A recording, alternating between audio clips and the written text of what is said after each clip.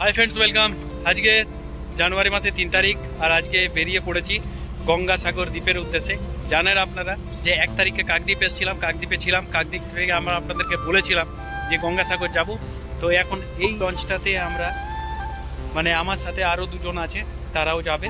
তো চলুন গঙ্গাসাগর যেয়ে দেখাচ্ছি কচুবেড়িয়া ঘাটে নেমে, এবং ওইখান থেকে কিভাবে আমরা যাচ্ছি আপনার পুরো কপিল মুনির আশ্রম পর্যন্ত সব কিছু আপনাদেরকে দেখাবো। প্রিপারেশনটা কেমন হয়েছে, আর এই জার্নিটা আরও সুন্দর হবে, কারণ এটা আমাদের পার্সোনাল একটা লঞ্চ বলতে পারেন, সেই লঞ্চে আছি।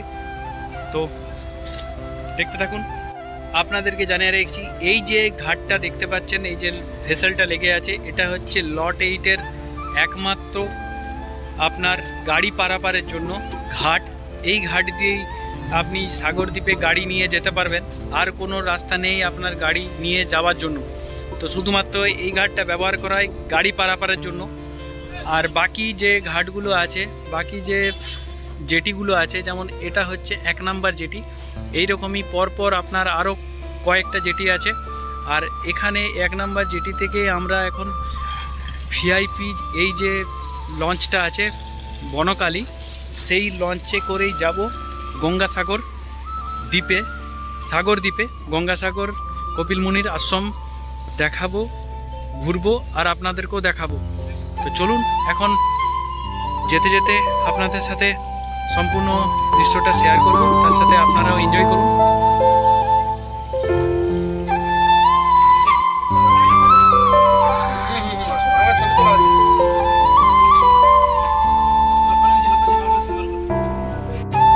এখন আপনার যে লট 8-এর কাকদ্বীপের লট 8 যে ঘাট, সেটা ছেড়ে যাচ্ছি। এই যে পুলিশ দেখতে পাচ্ছেন লেখা আছে, এটা হচ্ছে সুন্দরবন পিডির এসপি অফিস। আর এই যে দেখতে পাচ্ছেন এই মেশিনগুলো, এগুলো হচ্ছে ড্রেজিং করছে। এখান থেকে পলিগুলো তুলে ওই দূরে জমা করছে পাড়ে। তাতে কি হয়, যখন আপনার জোয়ার থাকে না, তখনও চলাচল করতে সুবিধা। তো চলুন একবার দেখাই আপনাদেরকে যে এই পুরো লঞ্চটা, ভিআইপি লঞ্চটা কেমন হয়, সেটা আপনাদেরকে একবার দেখিয়ে দিই। আর এর মধ্যে দেখুন, প্রথমে বাথরুমটা দেখায়। এর মধ্যে একটা বাথরুমও আছে, এই যে দেখুন। আর এটা সিঁড়ি আছে, নাম্বার রাস্তা। আর এই দেখুন বাথরুম, এইরকমভাবে আপনাকে বাথরুম করতে হবে, পুরো জলে পড়বে।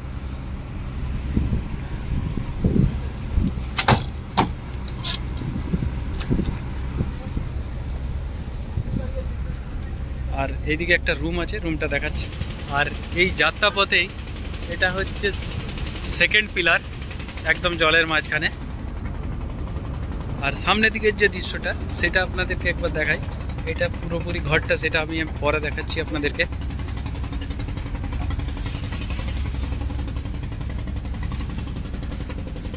এইদিকেই সোজা সোজা একদম সাগরদ্বীপ। সেই সাগরদ্বীপে যাওয়ার জন্য দুটো রাস্তা, একটা তো আপনার আছে এইদিকে, যেটা আছে আপনার লট 8 থেকে কচুবেড়িয়া ওই পাশে, আর ওই আরেকটা নামখানা হয়ে যেটা যায়, নামখানা বেনুবন হয়ে। ভিআইপিদের এটা বসার জায়গা, এর সামনে দেখে দেখে যেতে পারবে। আর এই হচ্ছে মাস্টারের জায়গা, যে চালাচ্ছেন। একবার ভিতরে যেয়ে দেখাই। খোলা যাবে নাকি? খোলো দেখি, তোমাদের ইয়েটা দেখাই।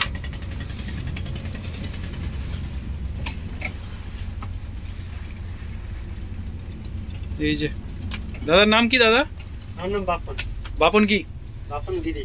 বাহ, তুমি কতদিন চালাচ্ছ? 11 বছর। 11 বছর ধরে চলছে? বাহ।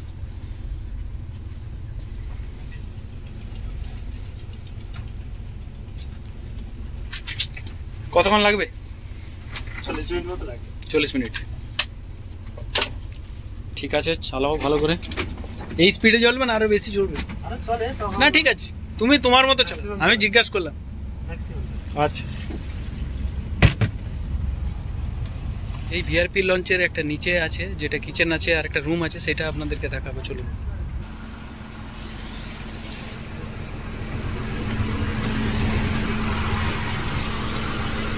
এটা যে স্টাফরা থাকে, স্টাফদের থাকার জায়গা। আর এখানে কিচেন আছে, এটা ডাইনিং টেবিল, এখানে বেসিন, আর এই যে কিচেন, এটা খাবার দাবার। সুন্দর, এখানে সব রান্না বান্না থেকে শুরু করে সবই হয়।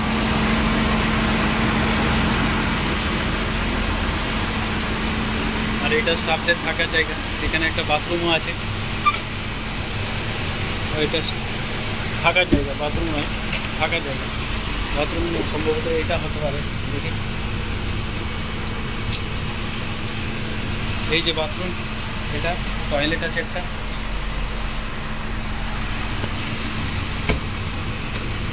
সব ব্যবস্থা আছে এই ভিআইপি লঞ্চের মধ্যে।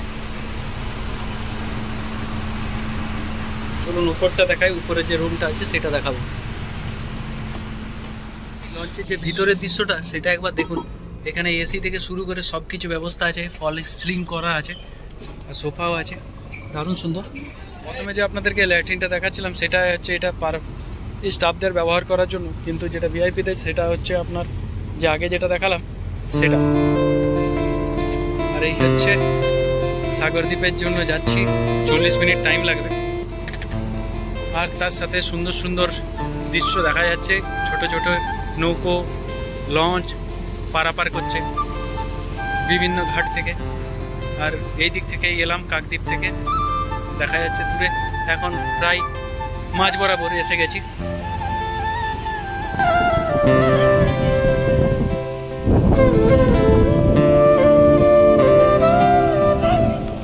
এই আমাদের অভিজ্ঞতা।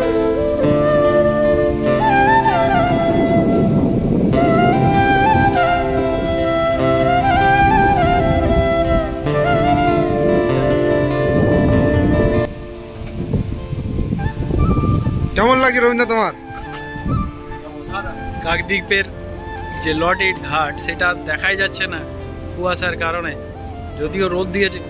আর আমাদের সাথে সাথেই চলছে এই একটা লঞ্চ, বাহামা সাফার্স। এই লঞ্চটার মধ্যেই সুন্দর গোলাপ, আর এখানে লেবু গাছ দেখুন, লেবু ধরে আছে, সুন্দর লাগছে। আর একটা ফ্রেশ জলের ব্যবস্থাও আছে। এই যে লঞ্চটা, এটা কোনো ফোর্সের, এটা তো এটা ওই পাশে চলে গেল। আর আমাদের যে গন্তব্য গঙ্গাসাগর, সেই গঙ্গাসাগরের এই দিকের কচুবেড়িয়া ঘাট আমরা এসে গেছি।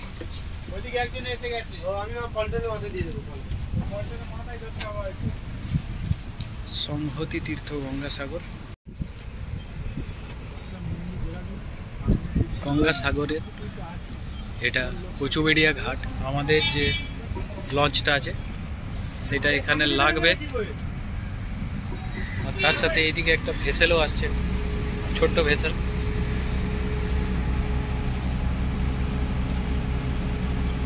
এই ভেসেলটা এদিকে পাস করবে। আমাদের যে ভেসেলটা লাগাবার মতো যে জেটিটা সেটা পাচ্ছে না এখন, সেই জন্য এখন জলের মধ্যে আছি। অনেকক্ষণ জলের মধ্যে থাকার পর মনে হচ্ছে এই যে ভেসেলটা দাঁড়িয়ে আছে এর সাইডেই লাগাবে, যেন নামা যায় তার ব্যবস্থা করা হচ্ছে। এলাম ওইটা দিয়ে লঞ্চের মধ্যে দিয়ে ঘাটে উঠবে। সুন্দর লাইটে ভরে উঠেছে এখানে, রাত্রেবেলাতে খুব সুন্দর লাগবে। এইখানেও 1 নাম্বার 3 নাম্বার 4 নাম্বার এরকম করে জেটি ঘাট আছে। যেটা ভেসেল লাগে, যেটা গাড়ি পারাপার, সেটা হচ্ছে ওই পাশে মিলন তীর্থ গঙ্গাসাগর। কথাই আছে সব তীর্থ বারবার, গঙ্গাসাগর একবার। আজকে সেই সৌভাগ্য হয়েছে যে আমি আজকে গঙ্গাসাগরে আসতে পেরেছি। এর আগে 2 বার এসেছি, কিন্তু আমার এই গঙ্গাসাগরে কপিল মুনির আশ্রমে আসা হয়নি। আমি ওই পাশেই লট 8-এই যে কাকদ্বীপ সেখানেই থেকে গিয়েছিলাম, কিন্তু আসা হয়নি। দেখুন এখান থেকে সাগরদ্বীপ থেকে দর্শনার্থীরা দর্শন করে ফিরে আসছেন নিজের গন্তব্যের দিকে।